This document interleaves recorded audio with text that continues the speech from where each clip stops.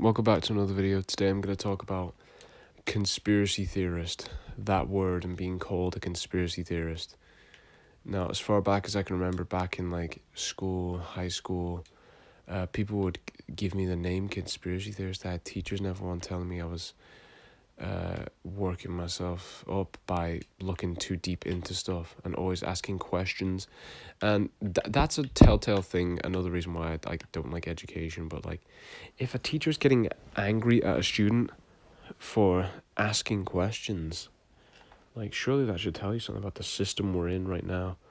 But yeah, you should always ask questions. But it's convenient now for the the 33 club, the ruling club, to throw anyone who disagrees against the message and disagrees with what's going on in the world right now, or questions it, or questions, allegiances. Anyone who questions the main narrative as, oh, he's a conspiracy theorist. Oh, pay him no heed. He's a conspiracy theorist. And truth be told, I don't know where I got this title given to me, and it's probably the reason why I've been such a searcher for the truth, is because I was given this title. I remember like the popular girls in school, you know what I mean? Like the most popular girls in school, the one all the guys would flock around, would just come up to me and be like, yeah, you're like the conspiracy theorist guy, aren't you? I was like, and I truthfully, I didn't know where it came from.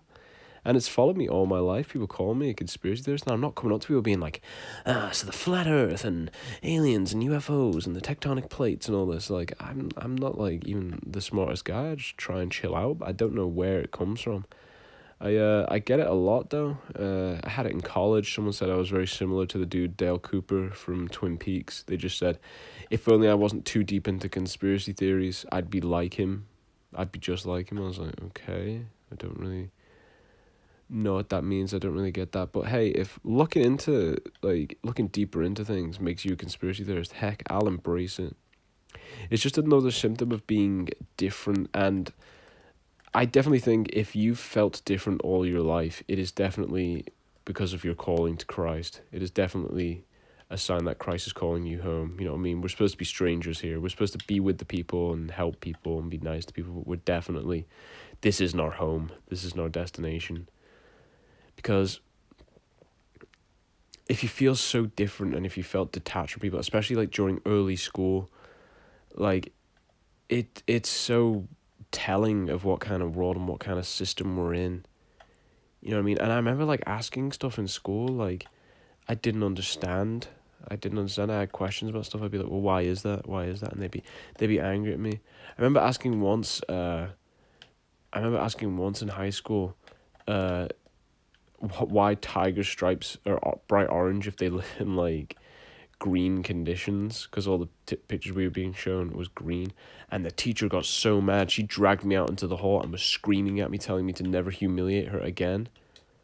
And I was just asking a question about why that is. Like, now I get it, because it's like it goes in between like ferns and stuff like that, but it's just like so telling. Yeah, these people, you encounter them in real life because they love giving you a term. They love it when it's easy to identify people, to throw you under the rug with a certain term, a certain identity. They love it. Oh, they love it. I'm thinking back, but yeah, there's been multiple times where I've been branded a conspiracy theorist, and it was like a big meme back in the day, wasn't it? It used to have a more playful like attitude, you know what I mean? Like looking back to like, I don't know, the X-Files or something. There's those guys in that and all these shows, and conspiracy theorists were seen as more like, I wouldn't say innocent, because I do think it's always been their plan to brand people who know the truth and people who are getting woken up and enlightened to this stuff as conspiracy theorists. I think that's always been their big plan all along. But and like Dale from King of the Hill, like these characters in fiction, like, and I know they're just TV shows, but the more these character stereotypes are enforced, the more people see it as in real life.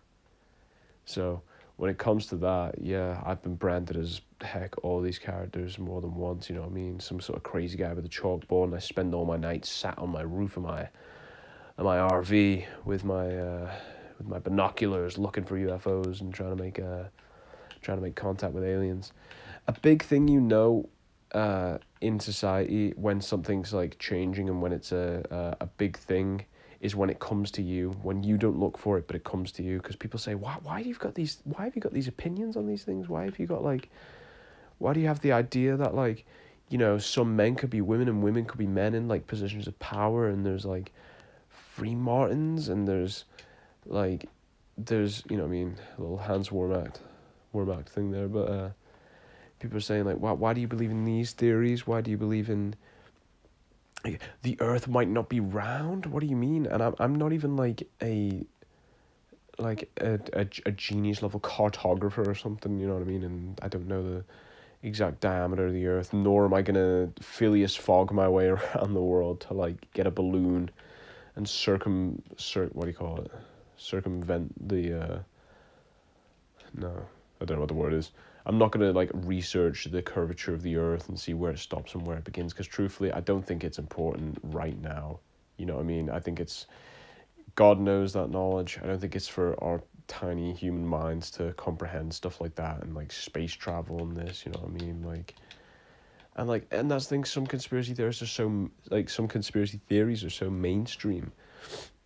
Like the moon landing one, like we all know about that, and like that's like, oh, that's okay to question now and stuff like that. And like there was that documentary about 9/11 that happened recently. It was on Netflix, and it was like, what they were saying is that the US didn't cause 9/11, but they did allow 9/11. Like they wanted to justify something like that. Like that's the consensus, the mainstream consensus now. And it's like, you would have been like the days after 9/11, you kidding me? You're going around the streets telling people, oh, the US did it, George Bush did it. You know what I mean? It was like, it was such a great way to call for blood. It was such a interesting way to get everyone on one side and call for the destruction of a whole nation. Nowadays, it's changed. Now you have to be on the politically correct side, and you have to be on the side of the oppressed. So we've changed in that regard. But yeah, I can remember just so far back, people have just like branded me with this name, like I'm a conspiracy theorist. I'm different. I'm set apart. You know what I mean? I think that's definitely, if you feel the same, if you've like felt like you've had these experiences before, people have called you a conspiracy theorist or branded you like different and stuff like this. That's definitely God. That's definitely God setting you apart, because we're supposed to be, you know, not of this world. So yeah, it's interesting when it comes to stuff like that. But yeah, here we go. Here's a famous one, Pepe Sylvia. Like the idea of the conspiracy theorist, like people love the stereotypes of the conspiracy theorist, and they think it's really funny. And I've noticed like there's so many fake theories that are coming around now that are just there to make it sound like people who question anything are crazy. And in my opinion, it's all like building up to probably Project Bluebeam or something like that. Like they're trying to make it easy to explain why people have thoughts about this, why people have ideas about this sort of stuff, and why they're questioning, why this is happening. I think it's such an easy way. So, you know what I mean? So a mass scale event, like a big event. What were they saying recently on the news? They were saying a dark horse event. Didn't that lady say that just before the end of the year? She was like, I'm scared of a black horse event, dark horse event or something happening. And everyone was like, what is she talking about? What is she talking about? And there's going to be like a big scale event. It's so easy to brand and label those who question it now as the conspiracy theorists. There's a lot more talk in the current year about aliens and stuff like that. Like people are like, there's the obsession with aliens.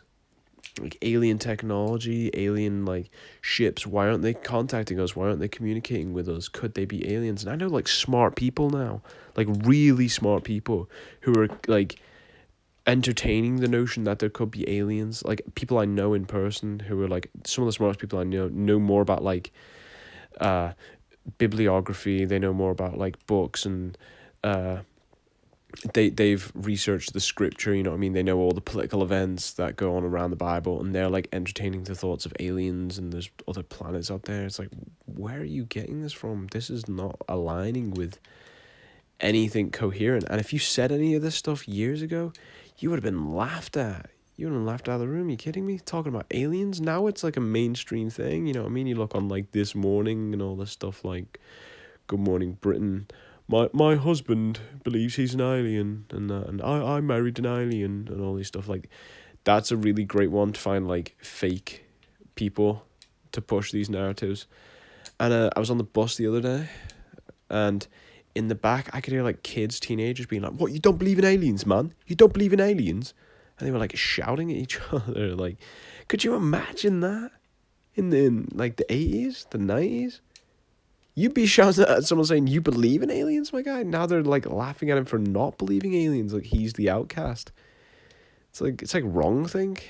It's like some sort of Orwellian nightmare. But yeah, man, we'll go deeper into conspiracies in another video, and some more of them that I specifically believe in, my thoughts on different ones of them. But yeah, if you're feeling different, if you've always felt different, and if you've always been branded as a conspiracy theorist or someone out there, just know you're probably doing the right thing, man.